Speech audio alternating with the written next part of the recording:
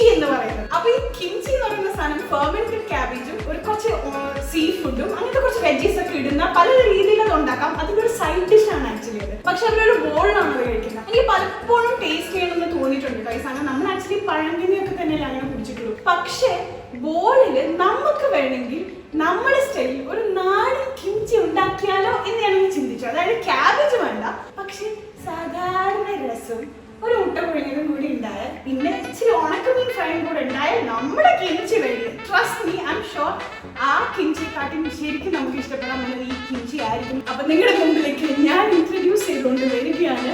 ഞാൻ തന്നെ പേരിട്ടാട്ടോ, എന്താ പോണ്ടി ബോൾസ്. ഇനി ഡിഷ് ഞാനെല്ലാം ഉണ്ടാക്കി തരാൻ പോകുന്നത് നിങ്ങളുടെ അടുത്ത് കഴിഞ്ഞ വീഡിയോ മുതൽ ചോദിക്കുന്നുണ്ട്, എവിടെ ഉണക്ക ചെമ്മീൻ മാങ്ങിട്ട് ഉപ്പേരി കഴിഞ്ഞിട്ട് കണ്ടതേ ഇല്ലല്ലോ കിച്ചണിൽ അമ്മേനെ എന്ന് പറഞ്ഞുകൊണ്ട് മാത്രം ഇതാ. ഹായ് പറയൂ അമ്മേ. ഹായ്. പോണ്ടി ബോൾ എന്ന് പറയാനുള്ള കാരണം ഇത് തമിഴ് സ്റ്റൈലിലെ റെസിപ്പിയാണ്. നമ്മളൊന്ന് മലയാളീകരിച്ച് നമ്മളിന്ന് കഴിക്കാൻ പോകുന്നത് രസം. പക്ഷെ നമ്മൾ ഉണ്ടാക്കുന്ന സ്റ്റൈല് രസമല്ല, തമിഴ് സ്റ്റൈല്. ഒപ്പം കാരമുട്ട.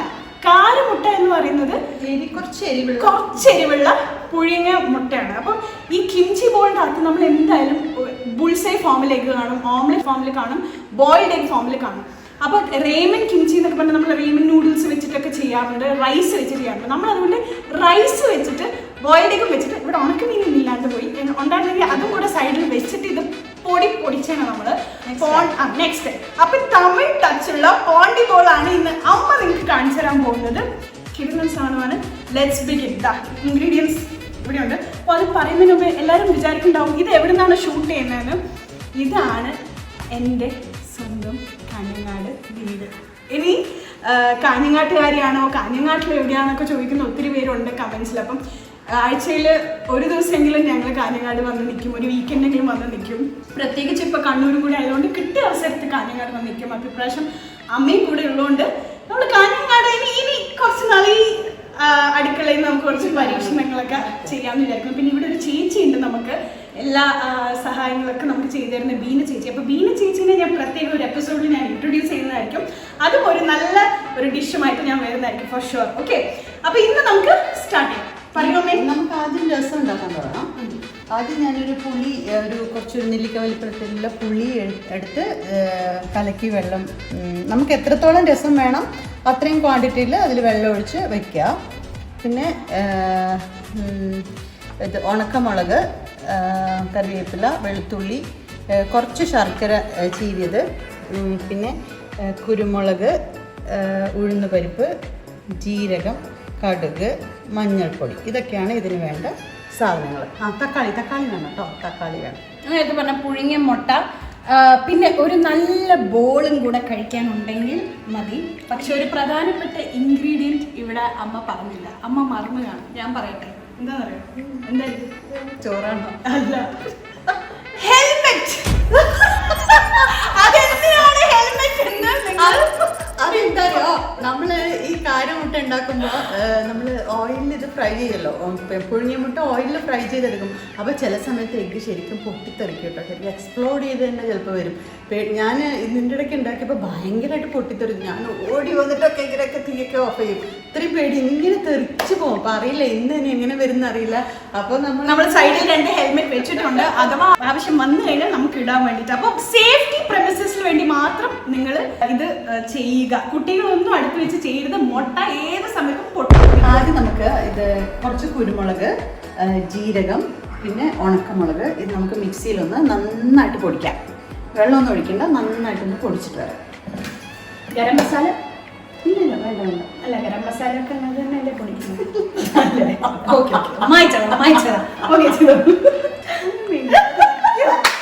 ശരി, ഇത് നമ്മളതെല്ലാം കൂടി അരച്ചാണ് മിക്സ് ചെയ്ത് നന്നായിട്ട് പേസ്റ്റ് പോലെ അരച്ച്. ഇനി നമ്മളിത് പുളിവെള്ളത്തിലോട്ട് മിക്സ് ചെയ്യും.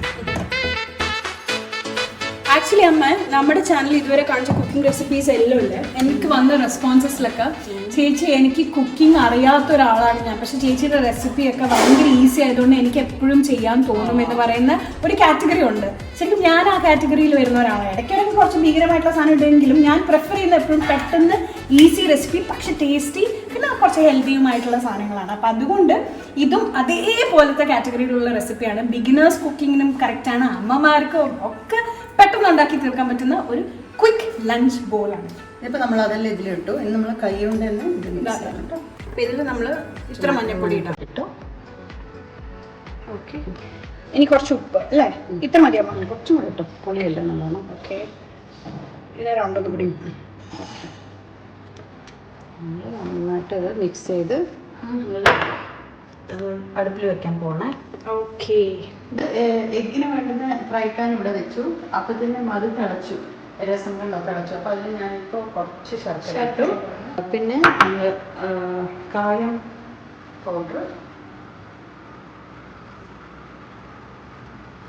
കായപ്പൊടി ഇട്ടു, ശർക്കര ഓൾമോസ്റ്റ് ഡൺ. ഇനി വറുത്തിടേണ്ട കുറവുള്ള രസമായി. എരിവ് നോക്കിയിട്ട് എരിവില്ലെങ്കിൽ നമുക്ക് കുറച്ച് മുളക് പൊടി ഇട്ടോ. അടച്ചപ്പോൾ എരിവ് നോക്കണം. ഞാൻ കുറച്ച് സ്പൈസി ഇഷ്ടപ്പെടുന്ന ആളാണ്. അപ്പം എനിക്ക് കുറച്ച് എരിവ് കൂടുതലായാലും ഇഷ്ടം. അത്രയും തൈര് എടുത്തിട്ടില്ല, കൈ പൊഴി.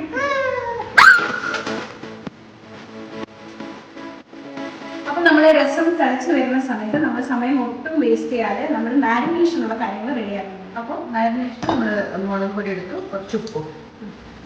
വെള്ളമൊന്നും ഒഴിക്കണ്ട, മുളക് പൊടി ഉപ്പ് കൊടുത്തിട്ട് നമ്മൾ ഓരോ എഗ്ഗ്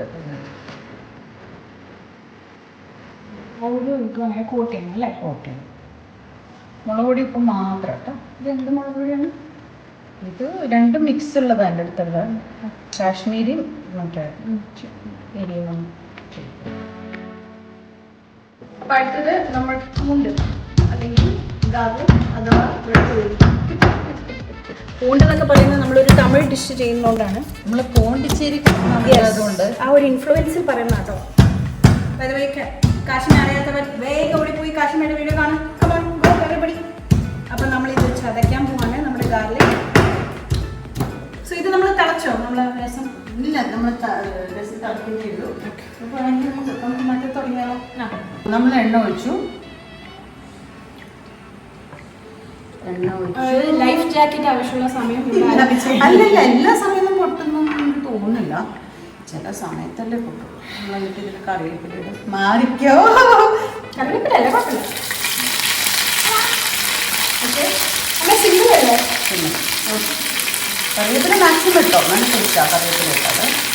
കറിവേപ്പില മസാലയും കൂടെ ഒന്ന് മിക്സ് ചെയ്ത് എടുക്കുന്ന ടേസ്റ്റാണ്. എന്നിട്ട് നമ്മളിതിൽ പൂണ്ടതും നമ്മളിപ്പോൾ ചതച്ച് വെച്ചില്ലേ അത് ഇതിലേക്ക് ഇടാം. നമ്മൾ വെറുതെ കേട്ടോ പൊട്ടുന്ന കറിവേപ്പില വരെ പൊട്ടാൻ തുടങ്ങിയില്ലേ? മുട്ട എന്തായാലും പൊട്ടും. ഞാൻ പക്ഷേ നേരത്തെ നിങ്ങൾ എന്ത് ചെയ്യണമെന്നറിയോ? മുട്ട ഇത് ചെയ്യുമ്പോൾ കുറച്ച് നേരത്തെ അതൊക്കെ തൊലി പൊളിച്ചിട്ട് അവിടെ ഹാഫ് ആക്കിയിട്ട് അവിടെ വെച്ചോ കുറച്ച് നേരം മുന്നേ. അതിലുള്ള വെള്ളമൊക്കെ ഇങ്ങനെ ഡ്രൈ ആയിട്ട് നമ്മൾ ചെയ്യാൻ പോകുമ്പം മുട്ട ബോയിൽ ചെയ്ത് മുറിച്ചിട്ട് കുറച്ചുകൂടി വെള്ളത്തിന് ചാൻസ് ഉണ്ട്. വലിയ തുറക്കുന്നതാണ്. അല്ല, ഇതൊന്ന് കുറച്ചാവട്ടെ. കറിവേപ്പിലയും പൂണ്ടും ഓൾമോസ്റ്റ് ആയി. നമ്മളിനി ഇത് ഓരോന്നോരോന്നായിട്ട് മറ്റേ വെള്ളയുടെ സൈഡ് പറക്കുമ്പോൾ വലിയ പ്രശ്നം ഉണ്ടാവില്ല. ഇത് നമ്മൾ കമത്തി ഇടുമല്ലോ. പക്ഷെ ചില സമയത്തൊന്നും പൊട്ടാറില്ല കേട്ടോ. ഞാൻ ചിലപ്പോൾ ഇല്ലേ എഗ് മസാല ഉണ്ടാക്കുമ്പോൾ ആദ്യം മുട്ട വറുക്കാറുണ്ട്. വറുത്തിട്ടാണ് എഗ് മസാല ഉണ്ടാക്കുക. അപ്പോൾ പ്രശ്നം അത്ര വരാറില്ല.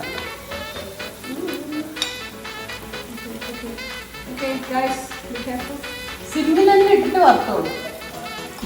എല്ലാം കഴിഞ്ഞ് നമ്മളിത് ഉണ്ടാക്കിയിട്ട് കൊടുക്കും. ക്യാമറയിൽ ഇത് അറിയാൻ കാത്തിരിക്കുന്ന വിഷയം എടുത്ത് ഇനി എങ്ങോട്ടോ.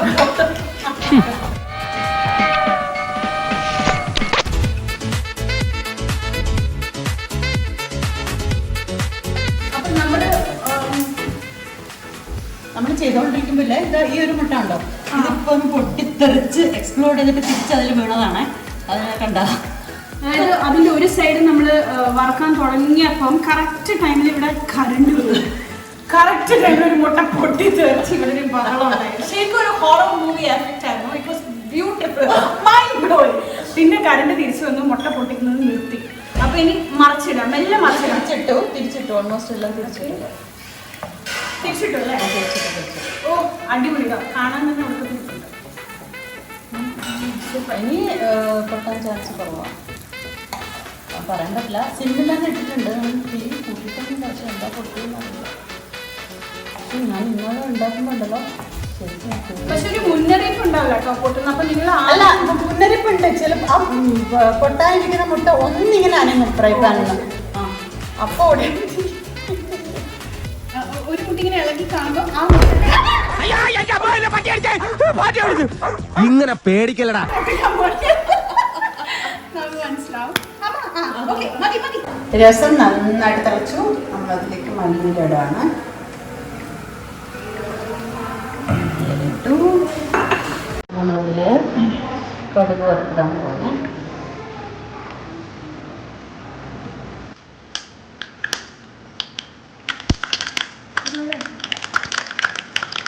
കുറച്ച് ഉള്ളി വറുത്തിടുന്നു.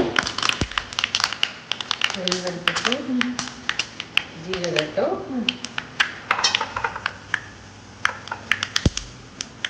അപ്പം ഈ പൊട്ടിത്തെറി പേടിയുള്ള ബിഗിനേഴ്സിന് നിങ്ങൾക്ക് ആ ഒരു പെർട്ടിക്കുലർ സെഷന് മാത്രം അമ്മമാരെ വിളിക്കാട്ടോ. റിസ്ക് എടുക്കണ്ട എന്തായാലും. അത് മുളകിടുമ്പോൾ നമുക്ക് ഇച്ചിരി ഓഫ് ചെയ്യാം. മുളകും കടുകും ഇടുമ്പോൾ മുളകും കടുകിടുമ്പോൾ ഗ്യാസ് ഓഫ് ചെയ്തില്ല. ചൂടിൽ തന്നെ അത് ആയിക്കോളും.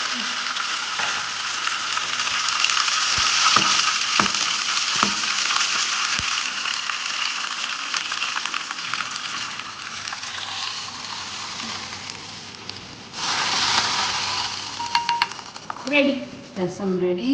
പോണ്ടി ബോൾ ഓൾമോസ്റ്റ് ആയി. ഇനി ബോൾ എവിടെയാണ്? കുഴി സഹിക്കാൻ വയ്യാത്തതുകൊണ്ട് ഞാൻ ഇപ്പം തന്നെ ടേബിളിൽ കൊണ്ടുവന്ന് bowl full of rice ready. So നന്ന പോലെ ഫ്രഷ് ഒഴിച്ച ചോറെടുത്ത് ഈ തമിഴ്നാട് സ്റ്റൈൽ അഥവാ പോണ്ടി സ്റ്റൈൽ രസം എടുത്ത് ഇങ്ങനെയാണ് ഇതിന് മേലത്ത് ഒഴിക്കുക.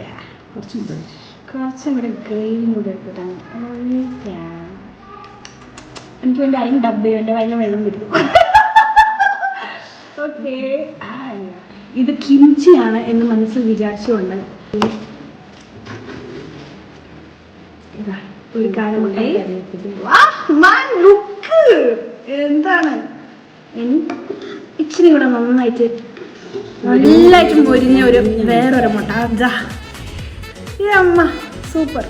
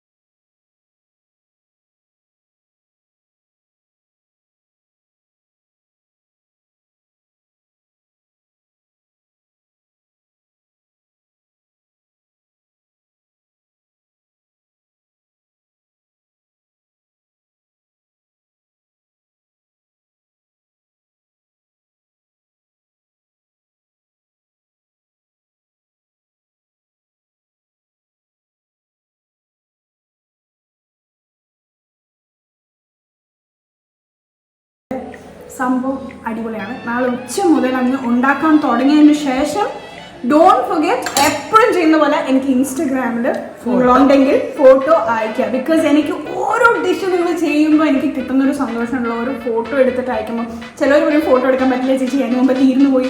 അതും എനിക്ക് മനസ്സിലാവും. കാരണം ഞാൻ പോലും ചില സമയത്ത് ഇതിൻ്റെയൊക്കെ ഫോട്ടോ എടുക്കാൻ മറക്കാറുണ്ട്, കവർ പിക്കായിട്ട് യൂസ് ചെയ്യണം. അപ്പോൾ എനിക്കത് മനസ്സിലാവും. പക്ഷേ നിങ്ങളിത് ട്രൈ ചെയ്യുന്നു എന്ന് മാത്രം എനിക്ക് കേട്ടാൽ മതി. അപ്പോൾ പറഞ്ഞാൽ നമ്മൾ ഫോട്ടോ എടുത്തില്ല കവർപ്പിക്കും. അപ്പോൾ എല്ലാവരും പോണ്ടിബോൾ ട്രൈ ചെയ്യാം. അതിന് അടിപൊളി ഡിഷസ് ഒക്കെ ആയിട്ട് അന്ന് ഞാനും ഒന്ന് ബീന ചേച്ചിനെ ഞാൻ ഇറങ്ങുന്നുണ്ട്. Like, share and subscribe and also try out പോണ്ടിബോൾ. ബൈ.